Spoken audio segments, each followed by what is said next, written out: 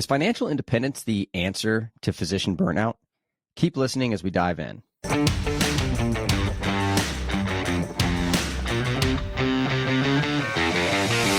Welcome to the Money Meets Medicine podcast, where we talk all about the personal finance topics you wish you would learn in medical school.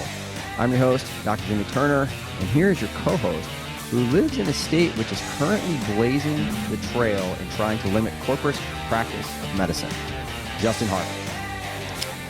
Jimmy, great to see you as always. You too, Justin. I'm excited to hear about this corporate limit because I knew nothing about this before the show. Yeah, so this is one of the areas in which the complexity of healthcare is quite manifest. And so without being overly complicated, I'll just try to boil it down and in the process, hopefully not lose too much of the crux of what I want to share. So I'm here in Portland, Oregon. The state of Oregon is trying to limit basically who can own medical practices. So there's a statewide bill that is currently getting bandied about in the Oregon legislature.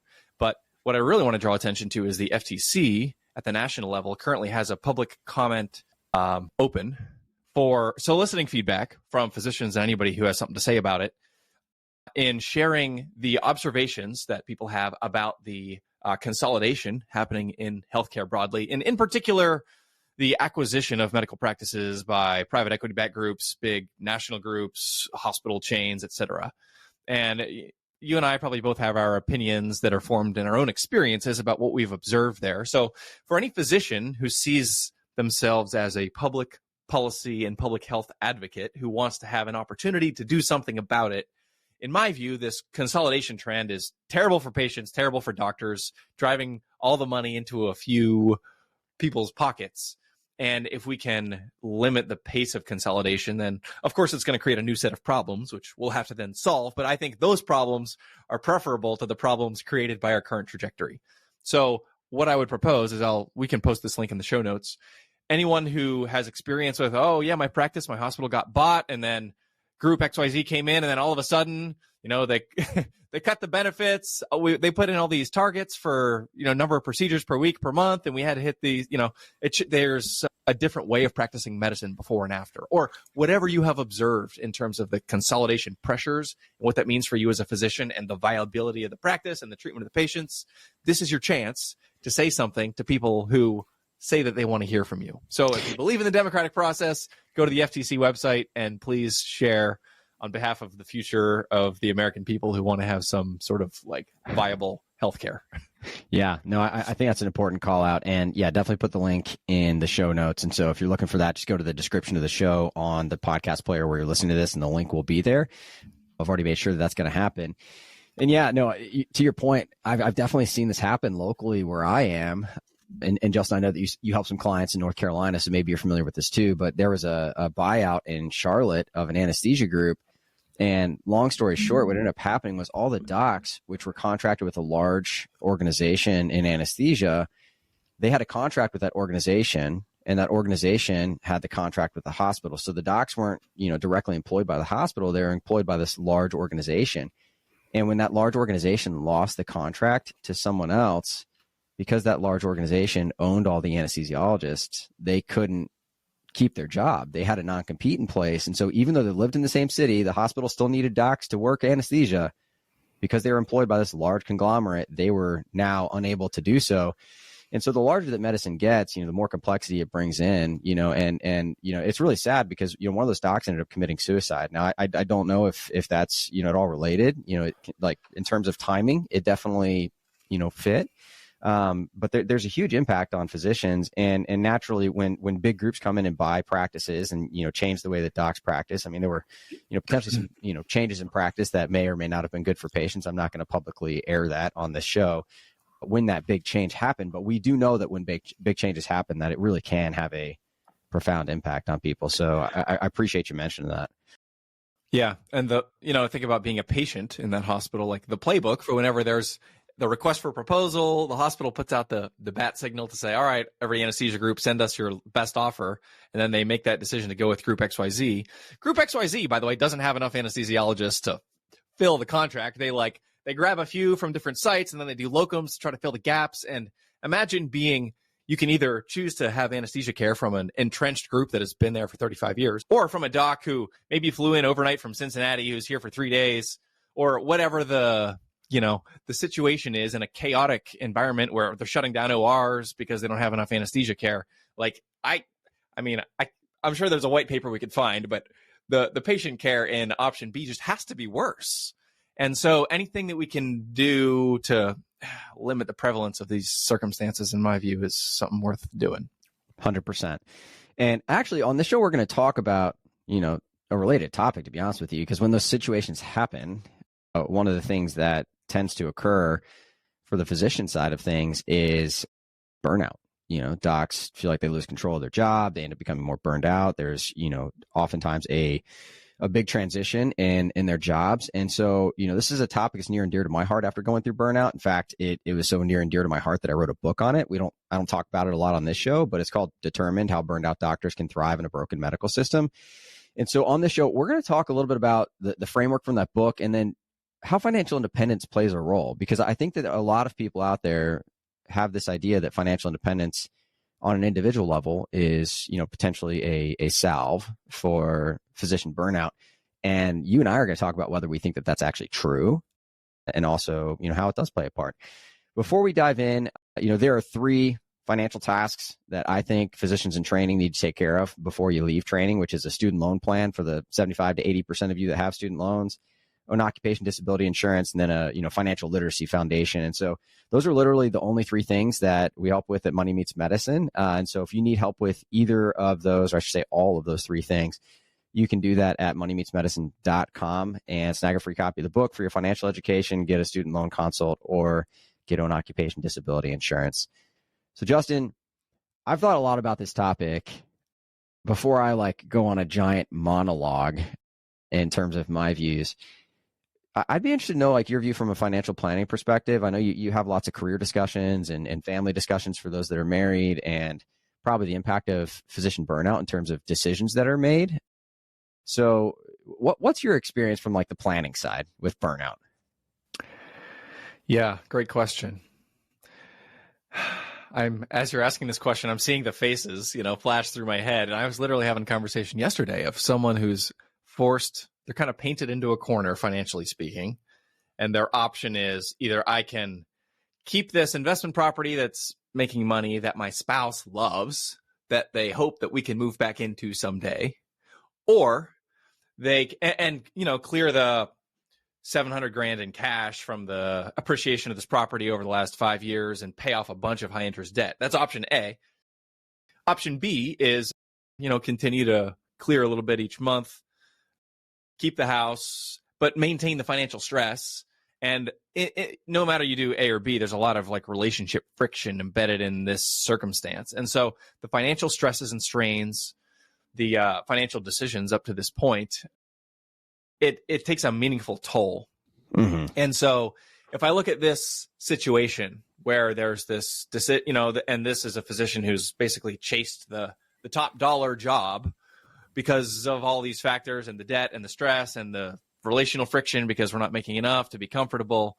Mm-hmm. I look at that and think, well, there's a lot of underlying issues, but if we introduce a bunch of money into that circumstance, or the ability for this doctor to not have to pick up every extra call shift in order to spend a little more time with their kids or take their wife out on a date, would that help their quality of life? Abso-freaking-lutely.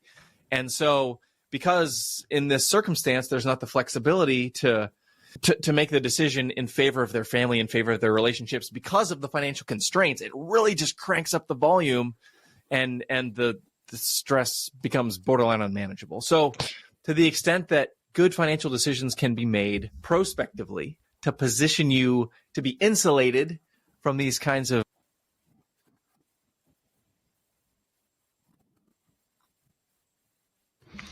Yeah, no, I agree. And we see this in physicians changing jobs to chase the dollars.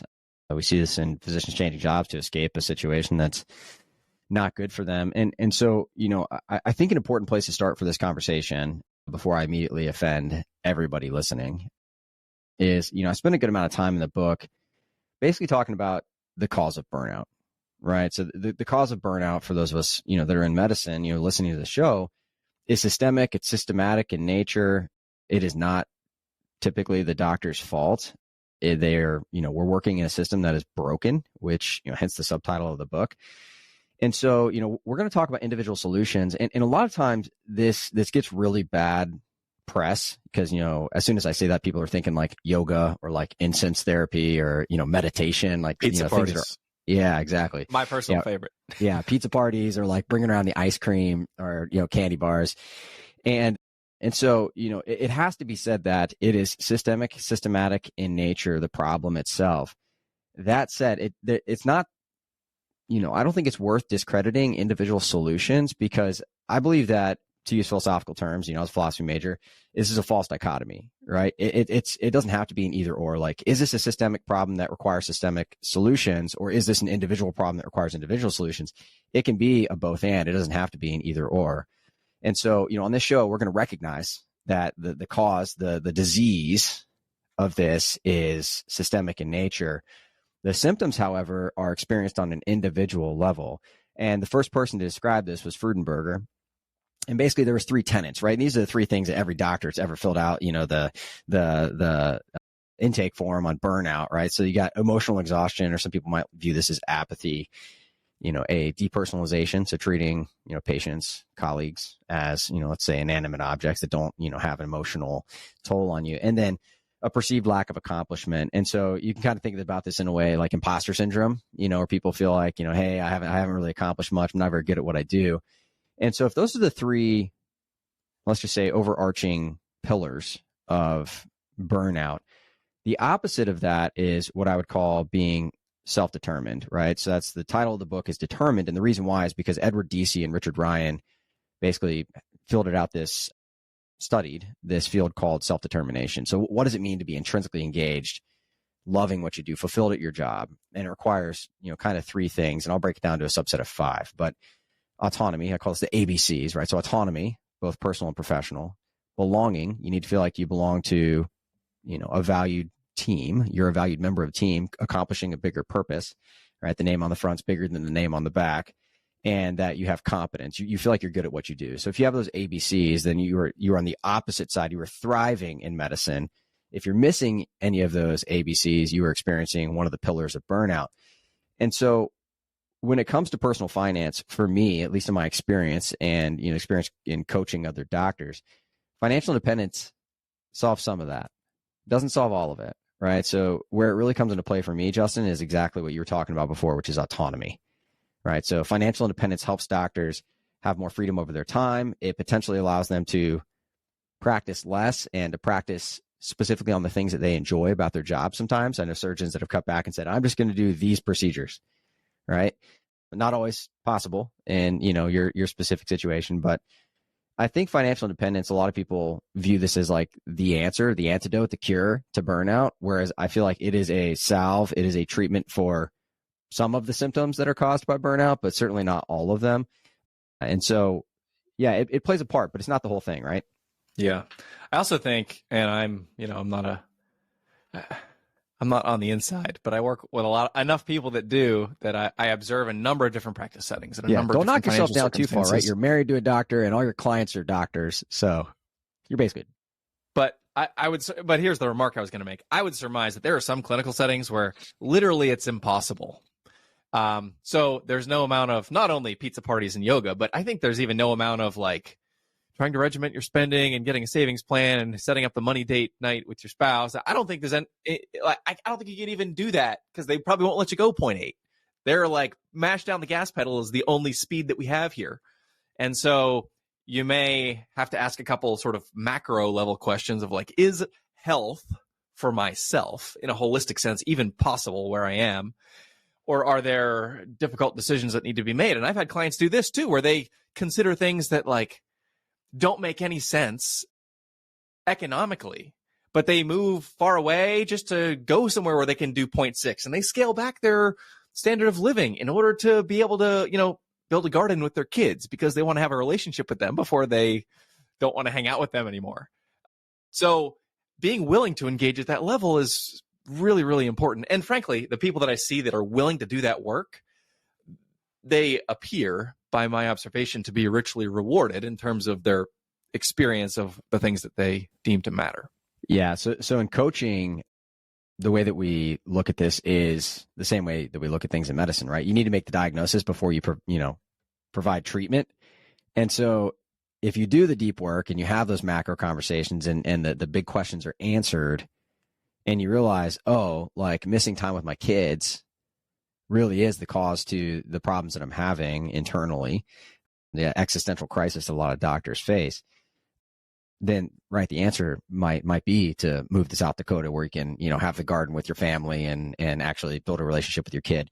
Unfortunately, what I see people do a lot of times is they're like, I'm just so unhappy, I'm going to change jobs. And then they don't really figure out like what part of this job or your life right now is causing the problem. And they end up being just as unhappy or, maybe worse in that new job because they moved, they're away from their support system. They didn't actually fix the problem. Maybe the answer was going to 0.6 or 0.8 and they still can't do it in this new job. And so I think answering those macro questions is fundamentally important. But what allows you to do that a lot of the times is that financial piece. Because Justin, you and I know docs that have been trapped in their current job because, they can't pay for the malpractice tail, or they can't sell their house, or, maybe they don't have enough expenses to cover the move. And so like they feel like they're in this job and that it is the problem and that they have an idea of what the solution is, but then they financially can't afford to leave it. And so that's a pretty devastating situation too. Yeah, it is. And it's heartbreaking when you kind of see the toll and the mental health. And you mentioned, a physician taking their own life. I have clients of mine who know a couple people personally, doctors, who, because of consolidation bringing about lack of autonomy and rigidity and sort of job structure, puts docs in this place where they don't have the space to accommodate what they want, and they have similarly taken their own lives. So it's not an exaggeration to say that the stakes are that high. Yeah, and for people that don't swim in this space, that you may not know this, but physicians, at least the last time I checked, have the highest rate of suicide of any profession. And it's like on par or worse than like PTSD vets, which inevitably always makes somebody angry because they're like, don't compare doctors to the military. But I do think that there's actually a lot of comparisons there to be made, right? Part of the reason my military, personnel vets have such an issue coming back is because of the things that they see, right? Things that humans aren't supposed to witness. And unfortunately, that happens in medicine too, right? You see harm happen to people, whether that be a colleague dying by suicide, or you see, terrible things happen to your patients that come in that shouldn't happen, right? And so, this is a big problem. And I will say from those ABCs of, a self-determined physician, the opposite of being burned out, right? The autonomy, the financial independence piece. For me, what took the longest time to realize is that belonging piece, that feeling valued, doesn't have to come from work. And for me, it doesn't. I'll be honest, I'm laying out all of the offensive thoughts. If you want to be offended and have your friends offended, they should listen to this episode because I'm like just, throwing things out. But yeah, for me, like medicine at this point is a job. And, a lot of people feel like it needs to be a profession, it needs to be a calling. And I love what I do. I want to be really, really good at it. But at the end of the day, like it is a job for me. And that might make me terrible. I know in prior episodes we talked about, hey, maybe that's a generational difference. And maybe it is. But at the same time, like, I don't get my sense of belonging, like my value in life, my identity from medicine, right? So the financial piece, when I was going through burnout myself a few years into my career, I was actually really young in my career when that happened. That helped with the autonomy, the personal and kind of professional autonomy that I had. Working 2 or 3 days a week actually did a whole lot for my burnout, I'll be honest. And then that sense of belonging, it took me a long time to figure out that maybe that doesn't have to come from work. Because like I missed some opportunities that got, passed me by. Like it very clearly became evident that I wasn't going to get the value that I needed from my job at the hospital and academics. And so for me, that became finding my belonging as, coaching my kids' sports teams, or, being there for my wife and supporting her in her professional endeavors, and, being a part of that bigger purpose, which is helping, young humans become reasonable adults when they get older, right? And so 4 of the 5 things, it turned out, were kind of in my control. Now, they were in my control by being outside of medicine. Yeah. But, that was the journey that I took personally. Yeah. And I'm always conflicted here, and I've mentioned this in the past, even with like the preamble I gave to like go to the FTC website and like tell them what you think. At the macro level, like I hope we're able to create a healthcare ecosystem in which doctors can thrive. And I think in a lot of practice settings that just does not exist right now. But I also think that at the micro level, when I'm talking to Dr. Smith, like I want Dr. Smith to thrive, and I don't care about the system because it's going to take 2 decades to fix the system, and Dr. Smith needs help right now. Right. So you're describing this tension that I know you feel too, Jimmy. Yeah, and I think it's hard because, the systemic and the systematic solutions, like I personally, I don't have an answer for them. And people always ask, they're like, hey, in your book, why didn't you talk about the systematic solutions? It's like, I mean, I can tell you on like a big picture scale, right? Like these philosophies of like no margin, no mission are garbage, right? Because like it's the second half of the equation. It's like, okay, well, how do you create a margin? Well, you create a margin by having intrinsically motivated, engaged physicians and medical staff that provide great care to patients that then refer their friends all over the world to you because of the great care you provide. That builds a margin. And so if you don't go back and focus on the people over profit, like, it's never going to get fixed. The problem is like, okay, great. Like, I agree. That sounds wonderful.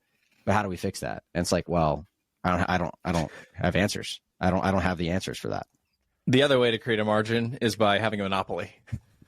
then you don't have to do any of the good stuff. You just are the only game in town. Massive organizations that we were talking about with the FTC comments. Yeah. So we've come full circle on that. But I do want to say that financial independence does play a role. I think it's helpful. I think it's a salve. It is not a treatment in terms of like a total cure for burnout. But at the end of the day, the purpose of money is to be a surrogate for your time so that you can do what you want, when you want, with the people that you want. And ultimately, financial independence does provide that for you. And, another thing that I will say, and maybe this is a much more positive spin than, some of the rest of the comments I've made have been, in my experience, having some financial independence outside of medicine allows you to go to the hospital and to stand up for the change that you need, because you're no longer financially enslaved to that institution and to the paycheck that you're receiving from it. And so, I feel like I can go into work and like to the extent where, and I'll say this publicly on the show, that, my department's looking for a chair, and I sent some extremely pointed, very blunt comments to the dean of the medical school who is in charge of the hiring process for this, about the candidates that they brought in and who I felt like was best. And I was able to do that because honestly, like if they decided to unemploy me, I could find other opportunities and ultimately make it work. And when you have some financial flexibility there, it allows you to do things like that. And so when we talk about these big macro changes, maybe at some level there needs to be this grassroots effort that pops up from physicians. I don't know if that looks like unionizing. I don't know the legal implications of that or how it may operate in the end, but it is going to require people to stand up, and financial independence to some extent, in my opinion, does allow you to do that. Yeah. And in the short term, if docs are listening to this and thinking like, well, yeah, sure, Jimmy, it'd be great if I had $3 million in the bank and then I could, do whatever I want to, but I don't. And I got $600,000 that I still owed Uncle Sam and whatever. I think breaking it into bite-sized pieces and saying like, what can I do in the next 3 months to get my monthly cash flow to a healthy place where maybe I'm not even in positive net worth territory, but I'm at least moving there at a discernible speed and perhaps an increasing speed over time. That's a very reasonable next step, which then begins to build that margin. Then you build that little bit of an emergency fund, and you build that, you can start to see the investment accounts, your 401k and your Roth IRAs and other, maybe you got a taxable brokerage account that will enable you to quit your job and take 4 months off. Once you get a few months of living expenses covered for the specific purpose of investing in some of those things that matter, that aren't financial, that are relational or values oriented. Yeah, and we talked about this on the show before. I think it was on the January 31st episode of 2024 for people that are listening to this in the future, about Coast Fire, right? Like if you really do put the work in up front early, you potentially can move to South Dakota, like we talked about earlier, and have the same lifestyle while saving less money because you saved a good chunk up front, and provide some of that freedom that you need because you're taking home more money because you're saving less because you save so diligently up front. And so, you can tie some of these concepts that we're talking about together on this show. And I think that with some of those tools, you can start to have some reprieve, right? Because the other thing is it is a light at the end of the tunnel, right? It is a goal that you're working toward. And in that light at the end of the tunnel, you might find a little more hope than what you currently have. And for me, when I was in like the throes of burnout, that was definitely the case for me as well. But as we close out this show, hopefully financial independence is playing a role. You're listening to Money Meets Medicine, right? So hopefully this is helpful for you. And I think it's something worth considering as you dive into this world, because you're either burned out or people that are being in medicine. So refer your friends to the show for some thoughts on how these things play into each other. As we wind down, head over to moneymeetsmedicine.com, where we can help you with the 3 things that every physician in training needs: financial literacy, own occupation disability insurance, and student loans. You can also snag a free copy of The Physician Philosopher's Guide to Personal Finance, all at moneymeetsmedicine.com. All right, everybody. Justin and I will catch you next week. Cheers.